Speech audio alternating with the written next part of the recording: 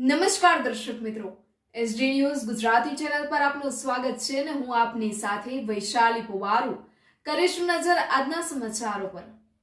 સાબરકાંઠા તલોદ એકલિંગજી મહાદેવ મંદિરમાં શ્રાવણ માસ નિમિત્તે મહાદેવ મંદિરના કાવડ યાત્રામાં મંદિરને જળાભિષેક કરવામાં આવ્યો હતો।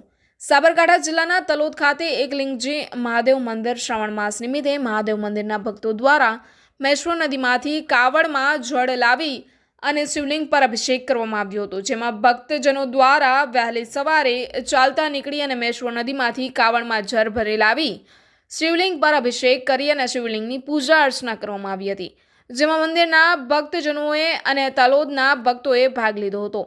ચાલતા જતા ભક્તોમાં ખુશીનું વાતાવરણ જોવા મળ્યું હતું। કાવડ યાત્રા નીકળતા તેમનું ફૂલહારથી સ્વાગત કરવામાં આવ્યું હતું અને મોટી સંખ્યામાં ભાઈઓ તથા બહેનો આ કાવડ યાત્રામાં જોડાયા હતા। Reporter Paresh Sharma, SD news Gujarati, Talod, Sabarkantha.